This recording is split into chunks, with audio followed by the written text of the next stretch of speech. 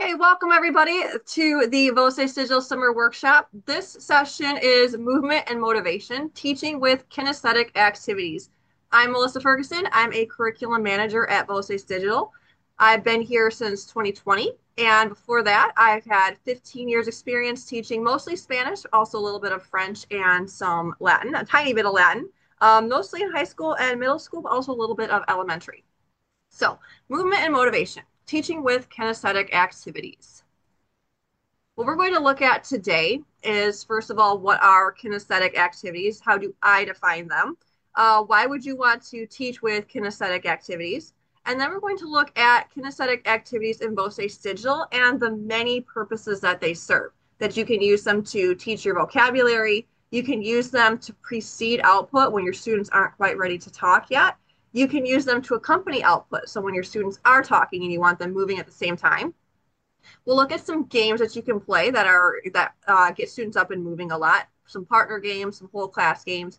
We'll look at just some activities, and then we're going to also look at some activities that come from the hub, which is free to everybody. So that's what we're looking at for today. So first of all, what are kinesthetic activities? And really, a kinesthetic activity is anything that purposefully incorporates body movement with language instruction. So if your students are moving and there's a reason that they're moving, that's kinesthetic activity. It could be something like role plays. It could be physical demonstrations. They're showing how to do something. It can be games where they're up and interacting with each other. Just something to get students' bodies moving so that they're not stuck in their seats all day, not just at a desk and it's them and their computer or them and their book. They're actually getting up, moving, using their body. So some characteristics of a kinesthetic activity, it could be hands-on, so getting students to actually use their hands on things. It incorporates body movement, so getting things into their muscle memory, or it could be something where students are cooperating with each other or even competing against each other. So why do we want to teach with kinesthetic activities? Well, it adds variety to the classroom. Like I said, you don't want it to just be you and your students at their desk all the time, them in their computer, them in their Chromebook, them in their books. You want to get some variety to make it more of an immersive experience for your students. And students need to experience the language in multiple ways. They need to not just read it, they need to not just do worksheets because language doesn't exist in a vacuum. In the real world, they're going to be doing all kinds of things with the language. They'll be integrating reading with listening, speaking, and writing all in one. And the best way to bring all of those things together is to get students moving around and interacting with each other, with the language, just to grow. And also, kinesthetic activities, they emulate ways students might encounter language in the real world. So if you're doing skits, for example, you're going to be showing students this is how you actually use the language in the real world as you're moving around, as you're going shopping or whatever it is, using your body to do those things. And kinesthetic activities are beneficial to all students. I know that there's a tendency to like label kids with, okay, you're a kinesthetic learner, you're a visual learner, things like that. Well, it's not just for kids that feel like they need to move around. This benefits all of your students, no matter what they feel like their strengths are. Kinesthetic activities, they increase engagement in your classroom because they allow your students to communicate without having to output a lot of language. So if your students aren't ready to speak, but they want to be involved in the classroom, this is a great way to ease them into it. They feel completely included, completely part of the conversation without having to say a thing. So it takes that spotlight off of them and just lets them be able to be themselves. It also engages your students' senses. So you've got the whole five senses are engaged in this, makes it a lot more memorable. So that way they interpret or they internalize that language even more. It can also engage your students' emotions. So if your students are having fun and their emotions are engaged, they're going to retain things a lot better. And the kinesthetic activities, your students are actively learning. They're not passively receiving information. They're working with it and on it themselves. And because of this, it leads to a lot better retention than if you hadn't used anything kinesthetic at all. When you use kinesthetic activities, you're encouraging your students to interact with each other. So you're building community at the same time that you're boosting their language proficiency. You're helping them to feel more comfortable with each other and more confident to use the language as they're speaking with one another. So when we look at kinesthetic activities in Voces Digital, there's a ton. A lot of these that I'm going to talk about today are in our grammar-based curriculum, so the Guadumon and Borses por el Mundo, but some of them also come from some other curriculum, and these can also be applied across the board. So I will try to remember to kind of point out like this comes from here, but you could use it for other things because this is not just for grammar-based classrooms. It's not just for CI. You can use these really in any kind of setting. They're just kind of getting pulled from a particular title. So first we're going to look at how we can use movement in the classroom to teach vocabulary. So like right out the gate, you want to start getting students to learn words and you can get movement into that as well. So first one is total physical response. And I think that we pretty much all know what TPR is, but I just wanted to point out that all of our story curriculum, so like CI based ones like Nuestra Historia, Notre Histoire, those have TPR in them. And it shows you what you could do with your students to act out those words. This is a great way to get the words into your students' muscle memory, make them memorable, make them fun so that your students will be able to recall them and use them more easily. So we give you ideas in these, but you can also make up your own. And I encourage you to do that sometimes. Maybe not all the time. It might be a little bit too time consuming, but you can also have your students in the moment. So like, what do we want to do to act out the word pelo, which means hair, and have them come up with some ideas as well. But TPR is a great way to introduce that vocabulary and make it memorable. We don't have it in the grammar-based curriculum just because of there's much longer lists. But if you were to break up that list into smaller pieces, I would definitely recommend that you do some TPR with some of the vocabulary, if not all of it. Next one, this activity is touch. And the example that we have in both our French and Spanish grammar-based curriculum is to just touch colors in the classroom. And it's a really fun way to teach colors without really having to teach colors. So what you do is you tell your students to go around the classroom and say, touch something and say a color, touch something blue, touch something red. And you can have a poster or you can show it yourself. And then you really don't even need to teach colors because they're listening, they're interpreting it, and they're learning the colors as they go. But you can also use this for other, like lots of other vocabulary. So you could use it for items in the classroom. Touch a computer, touch a chair, touch a window, touch the floor, things like that. You could do it with vocabulary like body parts vocabulary, touch your eye, touch your hair, touch your toes, things like that. Or you could give students items on a visual. So just give them a piece of paper that has a whole bunch of visuals on it for whatever vocabulary that you have. I'll use food, for example. You could say, touch a banana, touch cereal, touch an apple, things like that. It's not quite as kinesthetic, but it is getting your students to move a little bit. If you have that visual, that they can actually, use their bodies to show that they understand what you're saying. You can also use movement before your students are ready for output. So in this case, your students are using movement in place of the output. They're showing you what they want to say without having to say a word, just by moving their bodies. So one of them is change places. And this could be used with any sort of statements that you have that students could either agree with or disagree with. With the example that I have here, it's having students talk about descriptions and saying things like I am or I am not, things like that. So what you do is you make a statement, and if your students agree with it, they stand up and move somewhere else. If they don't agree with it, they just stay seated. And you can use it with these like I am tall, I am outgoing, things like that. You could also use it with any other kind of vocabulary. So I like popcorn, I like old cars, I don't know, things like that. So it really can work with all kinds of statements. This is just one example that's used in the curriculum, but you could adapt this to use with all kinds of things. As long as you've got statements that students can disagree or agree with, maybe you could use it in like if you've read something and you want to have them reflect on what they've read, you could have them agree with like an opinion about what they've read or what they've looked at. Another one is take a side. And with this one, again, it's giving students opinions. So what you're going to do is divide your class down the middle, and you're going to have each side of the room represent some sort of opinion.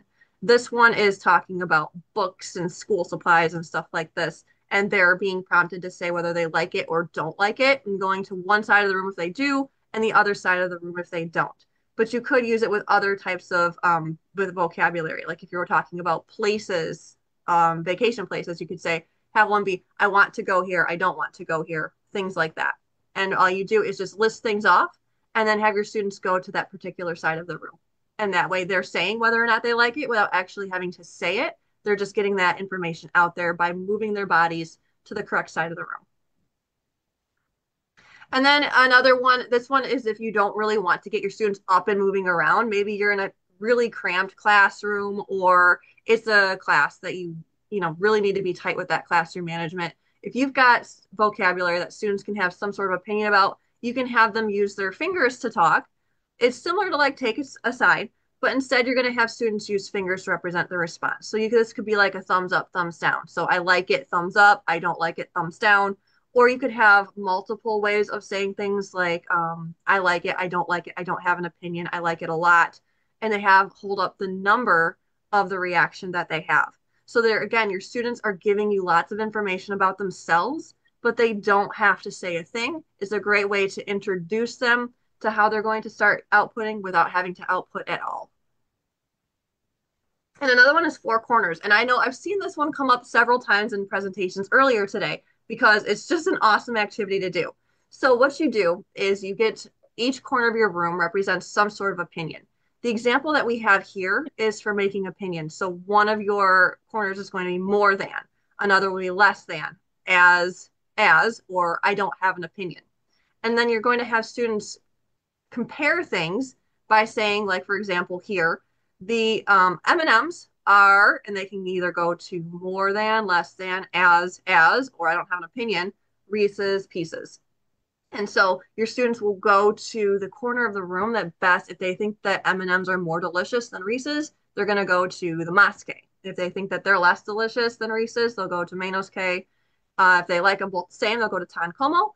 And if they don't have an opinion, like let's say they have a peanut allergy or they aren't allowed to eat candy, something like that, they can go to the I don't have an opinion corner. So that way they're not left with like, oh, what do I say? Because I really don't have an answer for this. And so you have your students go to the corner for each one of these. And this is actually a screenshot of a slideshow. So you would click here on this arrow. This is actually from our old setup. So the slideshows do look different now, but you would just click through the slideshow and you'd have different things to say and your students could react to them and go to different corners. And it doesn't necessarily have to just be with foods or things like that. Anything that you can think of four different opinions that your students could give about vocabulary, you could set this up and have them go to their four corners. So once your students are actually ready to output, you can use kinesthetic activities to meld that in movement with the output as well. So here's one, two truths and a lie. I know this is very popular already in world language classes, but it's definitely worth bringing up. So this is any time that you could have students write personal statements about themselves. This one is talking about family, the example that I pulled from our curriculum. And you're going to see that in yellow here, this comes with some teacher instructions. So this is not going to be visible by your students, but it tells you how to set up the activity. And then you come down here and it shows you how your students are going to do this. And all you do is have students write three things about themselves. Two of them are true, one of them are false. The kinesthetic part comes in because they're going to walk around the classroom and they're going to be reading these to their classmates, and their classmates are going to try to guess which one is false. So it gets your students moving, it gets them interacting, it gets them just trying to get to know each other. So it's really building community at the same time as it's giving your students a chance to output and building up their vocabulary. Okay. How am I doing? Are you guys hearing me okay so far? Thumbs up? Anything? I'll take It's that as going one. really well, Melissa. Okay, perfect. Awesome. All right, the next one is this is where we're still keeping output with your movement. This one is five conversations. And this one actually comes from the Puentes curriculum. And these five conversations come after the interview videos. So they've got native speaker students talking about themselves.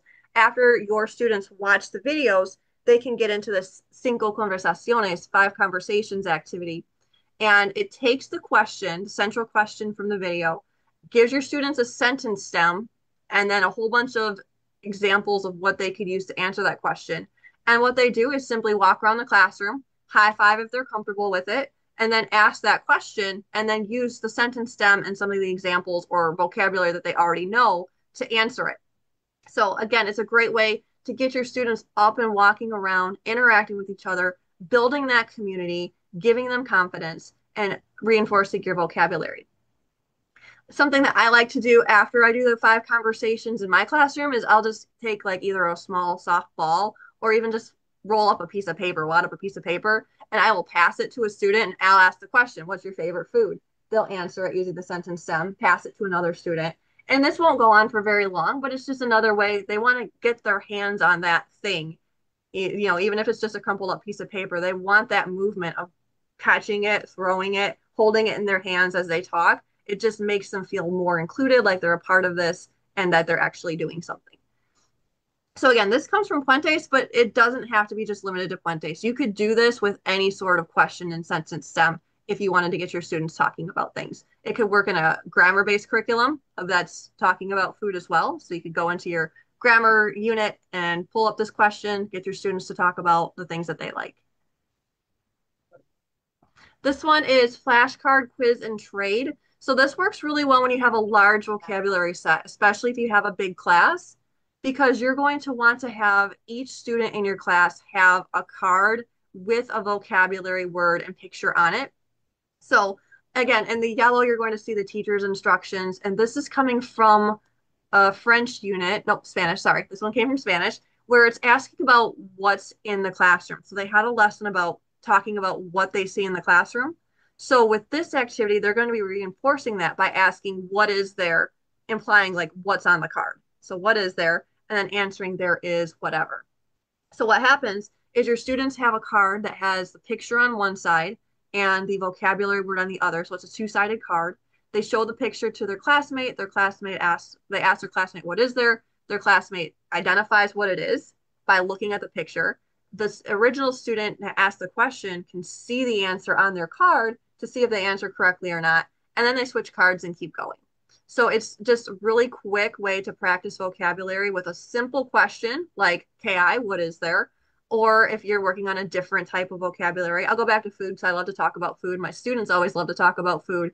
Um, you could ask, what do you want to eat? And you say, I want to eat whatever, and answer with what's on the card, or something like that. But very simple, one main question to ask, and then all of the flashcards can answer that question. And it's a good way for students to check each other to see if they recognize the words when they see it on a flashcard.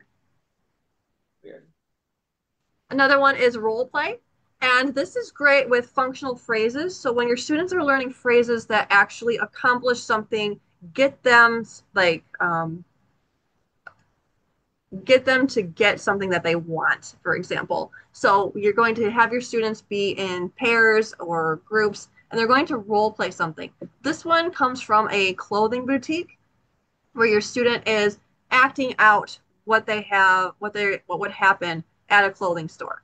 This one recommends that you have some clothing on hand if you can, so that it kind of gives that I can touch this, I can grab this tangible thing to the role play as well.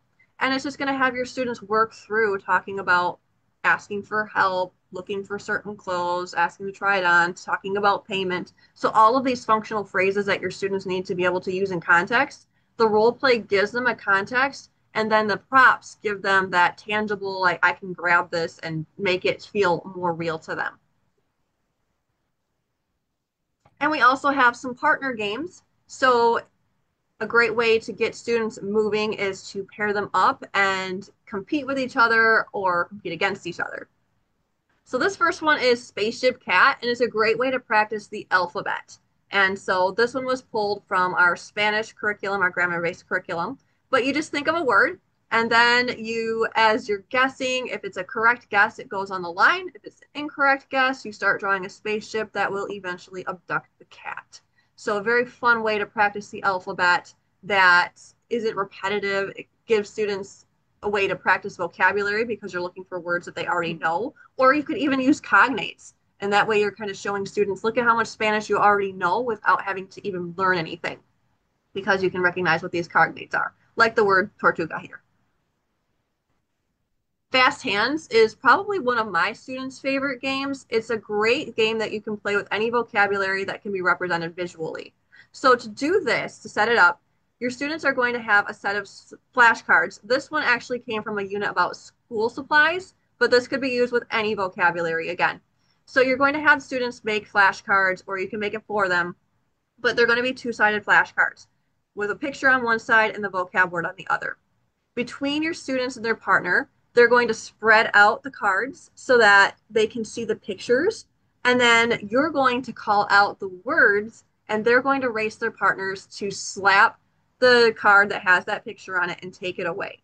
So it can be a really action-packed game. My students absolutely loved it. Some things to do while you're playing this. I always tell my students your hands have to be up so that they're not hovering over the cards, and that you can't go faster. Like if you slap it before I've finished teaching or speaking, you can't take it.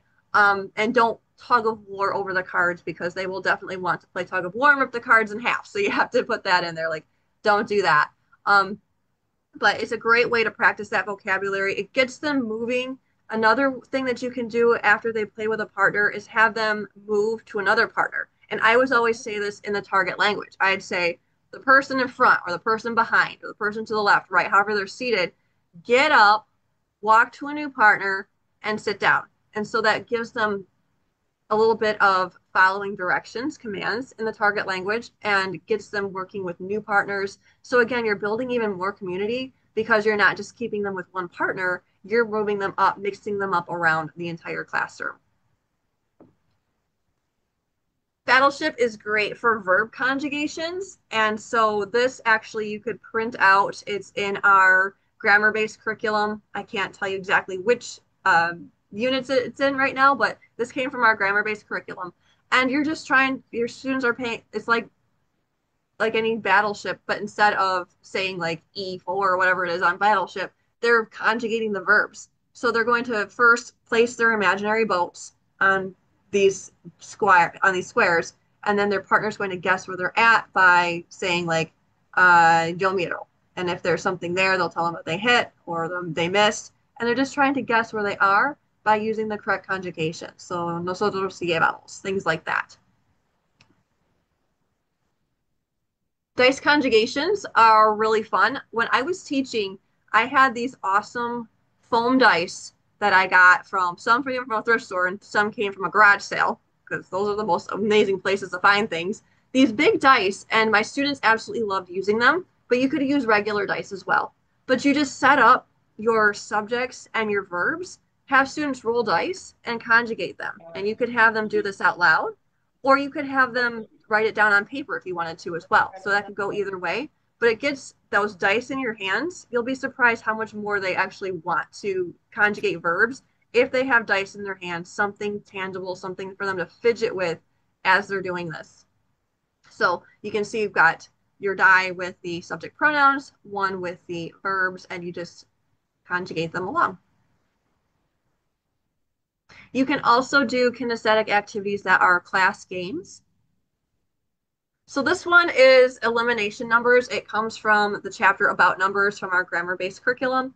And it's just having students count, but you add elimination numbers. So as your students are counting, you'll have somebody designate a number, like anyone who says the number 8 is out.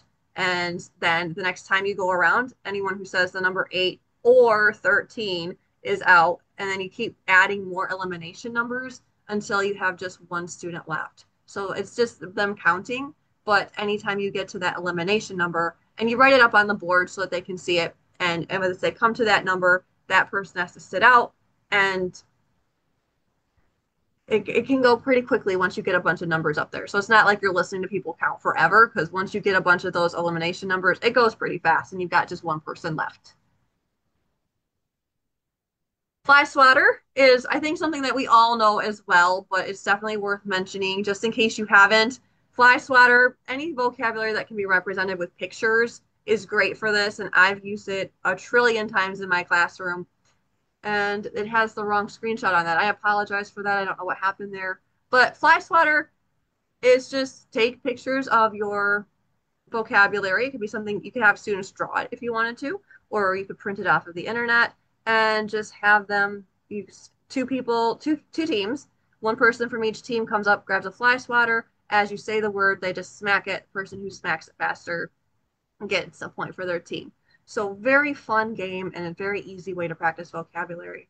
And I have no idea why I have the wrong screenshot there. So I apologize for that, but I think we're all pretty familiar with fly swatter too. Guess the number. This can be an actual learning activity, but I also use it a lot for brain breaks. So with guess the number, you're just telling your students that you're thinking about a number between 0 and however you've gotten. So if it's just 0 and 10, that's fine. If you're 0 to 50, 0 to 100, whatever. And you're going to think of that number and you're going to have your students guess which one it is. And you tell them to guess higher or guess lower. And you keep narrowing that down until somebody guesses it. You can also make variations of this. You could do like, as we have here, guessing the teacher's age, if you're comfortable with that. How old is your teacher? 50, no, less, and things like that to have them guess how old you are.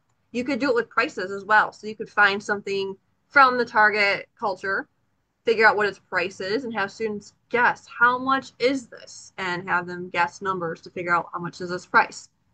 So it can be a learning activity, but I also really like to use it just as a brain break to have students guess a couple of numbers and then we move on to a new activity. Conjugation race is a great grammar-based activity. So what you're doing is dividing your students into two teams, and you're going to put them on either side of the classroom, have them come up to your board and give each person a marker, and you're just going to call out a verb and subject. This one comes from a chapter that's just focusing on stare and a star, but you could use this with any set of verbs. So if you wanted to practice AR verbs, ER verbs, IR verbs, whatever it is for your language, or you can use like a mix of verbs. And you just call out your subject and verb, and those two students that are at your board are going to race to conjugate it correctly, and the person that does it more quickly can earn a point for their team. You can also make this a little bit more challenging by using subject pronoun. Like instead of just subject pronouns, you can use names, nouns, any sort of combination of that. You can decide whether their classmates are allowed to help them or not, give them hints, things like that, or if they're not. And there's a bunch of just other fun activities that you can use that are kinesthetic activities. So this one, fitting room, this was always a really big hit in my classroom, is to have some high interest stuff on hand. So I'd always go to thrift stores and garage sales and look for interesting things. So I'd have like a whole arrangement of them on a front table in my classroom. And I would first hold it up and ask, what is this? Just a little bit of target language discussion. Is it nice? Would you want this? Is it big? Is it small? What color is it? Things like that. And then I would start asking, who wants to wear the hat? I'd hold up this goofy looking hat, and somebody inevitably is going to want that hat more than anything in the world. And so they're going to say, I want to wear that hat. So I'll talk to the students about so and so wants to wear the hat. Does it fit them well? Things like that as we're distributing them. Once all of these things are distributed, then I start asking other students that have nothing, what do you want to put on? And that's their chance to take these things away from their classmates. So that goofy hat that the first student really wanted, somebody else wants it. And they're going to say, I want to wear the hat. And then they have to give the hat to that other student. This also works really well with food. If you've got those little plastic foods, I had gotten a whole bunch from a family member whose daughter outgrew her play kitchen. So they gave them to me. And so I would take those foods and I'd say, who wants to eat the chicken? And it was a little plastic baked chicken or whatever. And so they would want to get those in their hands. And it's funny because of once they have them, they don't want to give them up. And so if someone says after they have it, I want to eat the chicken, and someone has it, they'll tell them, no, you have to tell them, no, give them the chicken anyway. So it's definitely a fun activity to do. Menu gallery walk. So gallery walks are just awesome regardless. And I know they were talked about this morning too. Gallery walk is just putting things up in the classroom, having students walk around and interact with what it is that they're seeing.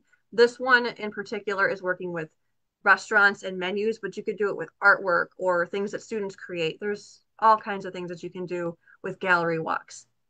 But put those up around the room and have students go around and visit these things and write up their reactions. So for this one, working with menus, the students are going and they're saying at the restaurant and then naming the restaurant that's there, I want, or I would like, or I want to have, and just writing those things down. So the students, they're moving around the classroom, they're getting their bodies up and out of their seats, but they're also taking in a whole bunch of culture from these menus that they're looking at from the target culture. The monster is a great body parts vocabulary. So what you'll do, there's actually two parts to this. So the first one is making a class monster. And you tell your class, let's make a monster. And then you practice the body parts, asking them things about it, like how many heads does it have? Are its arms chubby or are they thin? How many arms does it have? Does it have fingers on its arms? What color is it? And you just draw this. You can either draw it yourself or you can have student volunteers come up and draw this crazy monster that your class has created together. Then once your monster's created, you can make a name for it. You don't give a whole part of your class about what's the monster's name, have them pick it. This would also be great for moving into one word images or story asking after you did that. So like you created your monster, now make a story about it if you're into CI teaching. So what adventure is this monster going to go on now? The second part of this, after you've made a class monster, like maybe the next day or later that hour, if you have a longer, if you're teaching on a block, is to have students make their own monster. So what you'll do is you're going to give them a piece of paper and a pencil, and you're going to have them close their eyes, and you're going to tell them what to draw, and you're going to do this disconnected. So you're going to say, draw the head. And then after they draw the head, they're going to go down and draw a foot, 1 foot. And then a little bit later, they'll draw a hand and they're going to draw the other foot. And so they're drawing all of these things out of sequence. And you can also throw in numbers. So, like, how many feet does it have? Okay, just draw one of the feet right now. And once they open their eyes and they see kind of how the placement gets all goofy, it's a lot of fun for them to work through that vocabulary that way. And then we have a lot of kinesthetic activities from the hub. So these aren't included with any particular curriculum like the rest were. These are just things that you can find in the hub and you can use them however you think works best. So first of all, we have some variations on reader's theater. So if you're not familiar with reader's theater, that's just reading a text and having students act it out. But you can take different variations on this to make it keep it feeling new every time that you do it. So one of them is called All the World's a Stage. And you just divide your class into groups so that every student is taking part in this story, not just your set of 5 volunteers that are for each character in the story or whatever. Every single person is going to be in this story in their group, either as a character or even as a prop. So if they need to be a tree, they can be a tree, or if they need to be the dog, they can be the dog. Another one is Sleepwalker. And this is where students are going to act out the whole story with their eyes closed. So nobody's going to see them. They can be as goofy as they want to or as reserved as they want to, but they're just showing that they understand the story by closing their eyes and showing what happens in the story as it's happening. So if your character in the story is eating, they're going to pantomime that they're eating. If they're walking down the street, they're going to pantomime that they're walking down the street. It gives your students a great way to show that they understand it, get their bodies into the story as well, but they don't have to worry about, oh, people are going to think I'm goofy because everybody's eyes are closed. Another one, shaking up stories with dice. Again, this comes back to my foam dice that I absolutely loved so much when I was teaching. So if you're doing co-created stories because you're a CI teacher, it can get a little crazy trying to figure out which suggestion for the story are we going to use. And students might get upset that you didn't use theirs or whatever. So this is a great way to manage that. You just get to a spot in the story where you need a detail and you ask for 6 people to volunteer some sort of idea. Write it on the board and then give someone the die to roll. And this was a huge thing in my classroom. They wanted that die. They wanted to roll and be the one that decided. So I would toss it in my classroom. It was foam. It was fine. So I'd toss it to the student that wanted to do it. They'd roll it, and it was amazing how excited they would get if they rolled the one that they wanted or the reaction they would have if it was the one that they didn't want. But a really fun way to get students involved in contributing parts to the story. And a great way if your student that you're having roll the die didn't contribute an idea, they're still part of the story making process because they're the one just rolling the die. And they don't really have to say anything besides uno, dos, tres, whatever, to be a part of the story.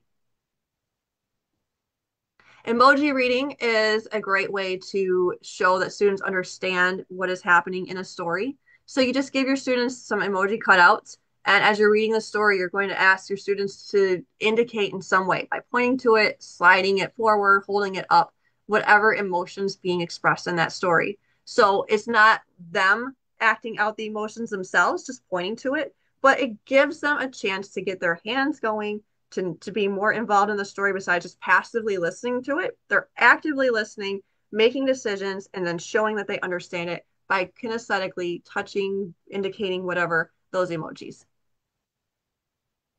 The Lucky Reading Game. This comes from a blog. If you have not seen this blog by Anne Marie Chase, you definitely need to check it out. It is amazing.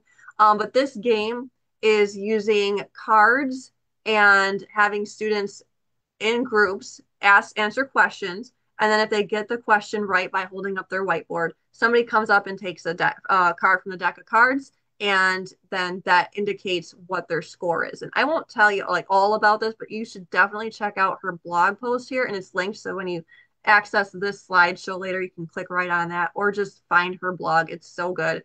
Um, but this gets your students moving in a lot of different ways. There's the whole passing on the whiteboard from one person to the next. There's coming up to the front of the room, and I suggest having that rotate instead of one person come up each time.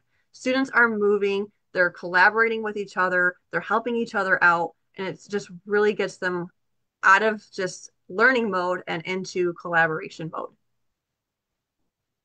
And then Trash Get Ball, this one comes from another awesome blog. Brian Candle actually did a presentation yesterday. So if you were lucky enough to be in that one, you already know how awesome he is. This blog is one, I don't even think he maintains it anymore, but it is such a great place to find awesome ideas for teaching. So you really need to check that one out too. I just chose one from his blog, this Trash Get Ball, where you have the class divided into teams, one person on either side of a ball in the front of the room. You ask a question, and whoever grabs it first gets to shoot for their points. So again, getting that ball in students' hands, letting them shoot, it gives them an outlet for their energy while they're also working towards a goal as a team and showing what they understand. All right, so that is kinesthetic activities. What we looked at today are what are kinesthetic activities. So really it's just if you can get your students moving around, interacting with each other, getting muscle memory, things like that, that's a kinesthetic activity. It gets your students out of their desk and into the language. We want to teach with these because of it ups their engagement, it builds the community in your classroom, helps with retention. And then we looked at lots and lots of kinesthetic activities in VOCE's Digital. Again, a lot of these came from the grammar-based curriculum, but you can use them in so many different ways. You can use them to help you teach the vocab by putting motions to the vocabulary words. You can use them before your students are even ready to output anything by having the motion replace speaking.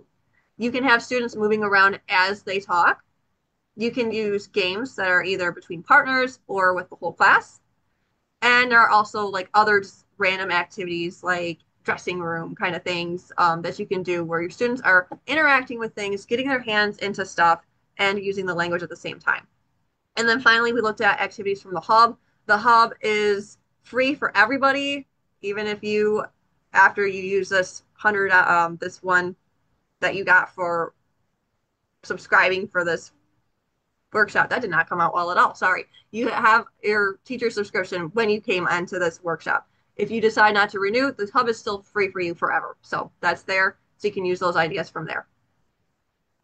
And so thank you so much for coming. I'm so glad that the internet held out. If you want to contact me, ask any questions or anything, there is my email address, melissaf@vocesdigital.com. There is one L and one S in Melissa. So make sure that you type it that way so that your email comes through. And again, thank you so much for being with me today.